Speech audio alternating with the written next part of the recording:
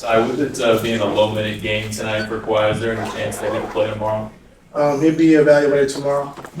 And how big was it to have a game like tonight where you guys can't keep the minutes low enough for him to get off there? Yeah, no, it was huge. To come out and take care of business. We know they were shorthanded, so they still been playing hard, still been playing, good basketball. So, with a back-to-back coming up, that was huge. Trying to take care of business as early as possible.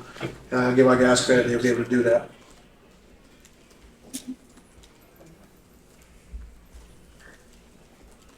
Coach, it was another strong night for Zoo. He had a double-double in the first half. You just speak on his performance throughout the whole game. Yeah, I mean he's a threat down low. Roll to the basket with the short roll, catching the ball in the post, and then they start setting the double. Once he posted up, and then like you said, he's just been good, just rebounding the basketball, getting really good position, pursuing the rebound once he hits, and so that's why he's top 3 in rebounding because he's been doing a good job of just make sure he's owning his space and pursuing the basketball. Ty, you've talked plenty of times down the stretch of having good professional wins, against teams who have struggled at times. When you have a night like tonight, you've seen the way that your club has handled things over the last couple of weeks against these sorts of teams at times. Does it give you some confidence that maybe they're locked in to what needs to be done going into the the playoffs and everything? Yeah, I mean definitely locked in. Like it's hard to win games no matter who's playing. Like all these guys are professionals, and like I said, all these guys can play. And so when you get a win in this league, it's hard. I don't care what the record says or what the record is or who's on the floor. Like, it's a lot of good coaches, a lot of good players, and when you can, stack wins, it just says a lot about your ball club. Like you said, going down the stretch, only having 5 games left, it's just, very important to take care of these wins. Hey, Ty, what do you think of Bogey's behind the back pass in the fourth quarter? And then, just how important has he been on this run you guys have been on? Yeah, he's been really good. I think you saw in some of the, closer games, there's been a couple of games where we put the ball in his hands to run pick and roll to make plays for other guys, and James and Kawhi and Norm being off the basketball. And like I say, he's a big time player. Can run pick and roll, catch and shoot, and has a lot of toughness behind him. And so just continue to keep bringing him along, understanding how we got to use him, and then just go from there. Hey, Coach. Second consecutive game where you had teams under 5 made 3-pointers. Is it something that you guys are doing on the defensive end, or just the team struggling? Just mixing up coverages. I think the last few games we've been putting Zoo in a deep drop, which allows everybody to stay home and play the pick and roll 2-on-2, and we're not pulling in and getting in rotation. So that's been pretty good for us. But every game is it calls for different coverages, and so that's what's been going on lately. Just putting Zoo in a deep drop, staying at home, playing a pick and roll 2-on-2, not getting pulled in, so you're in rotations. Looks like Kobe Brown is getting some fourth quarter reps just as a primary ball handler, a point guard, if you will. Like, what is that?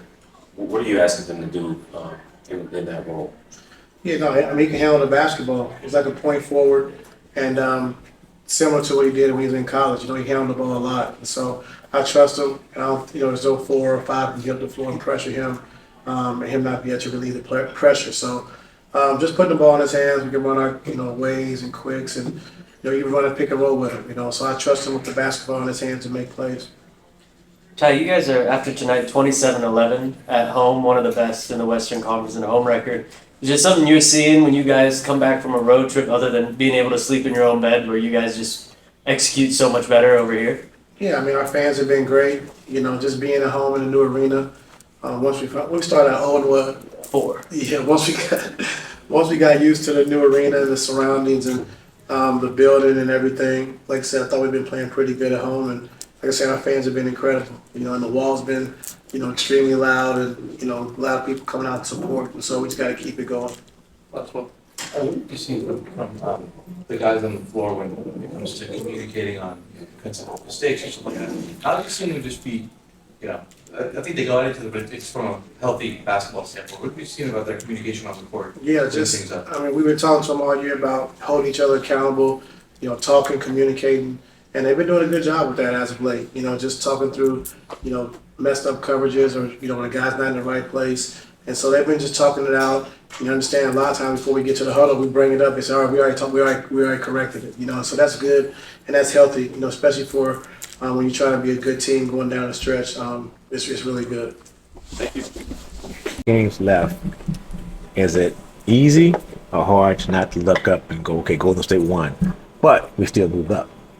Not to top 6, but you still. I mean, our mindset is win out, and we'll be playing, win all the games.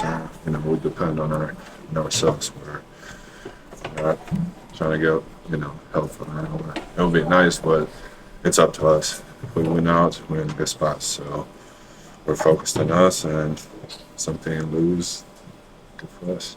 To that point, you did admit recently that you'll watch the Yeah, for games sure. and hate watch a little bit. I think everyone in this league does, especially like if you're part of those teams. Like,